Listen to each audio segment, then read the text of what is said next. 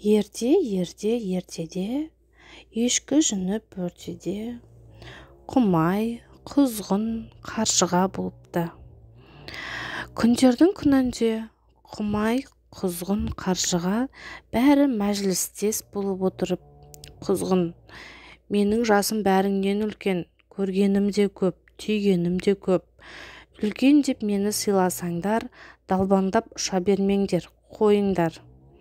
Аң ұстаймын деп арамтер болғанша, дайын тамақ болатын жемтік тауып, жеп күн көргендерің дұрыс деп ақыл айтыпты. Оны қостаған құмай. Онсыз да аю, қасқыр, арыстандар өлтірген өлекселер толып жатыр. Соның қанжынын жесеңдер де аштан арып көштен қалмайсыңдар. Тыныш жан бақсаң, басқаларға да жаман көрінбейсіңдер депті. Ал қаршыға болса, олардың сөзіне келіспейтіндігін білдіріп, басқалар дайындаған арам астан табан ет, маңдай термен тауып жеген адал ас қымбат емес пе, депті. Оның сөзіне құзғын қатты ашуланып, інім-ау, әлемнің арам алалын айыратын екеуміз бе, онсыз да 1000 жылға жақын ғұмыр кешіп отырған жоқпыз ба? Әлім білмеген әлек, аса қайрат бойға қас. Тырнағымызды қандамасақ та кеңірдегіміз тоқ. Ондайыңды естіртпе, деп дүрсе қоя берді. Қаршыға олармен сөз таластыра беруді жөн көрмей, биікке қарай самғай жөнеліпті.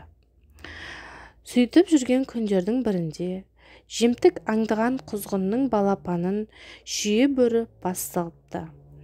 Бас салып қана қоймай, шырылдағанына қарамай, аузына тістеп алысқа ала жөнеліпті. Құзғындар қанша шулағанмен шүй бөрі балапанды тастай қоймапты. Балапан өлуге айналыпты. Ол кезде аспаннан қатты ысқырған дыбыс білініпті. Аң-таң болған жануарлар мен құс біткен бір кесек болат шардай болып, оқтай зымырап келе жатқан қаршығаны көріпті. Қаршыға бар екпінімен келіп, бір аяғымен шүйе бөрінің таңынан іліп, бір аяғымен мойнынан қайырып, жанын жаһаннамға жіберген екен.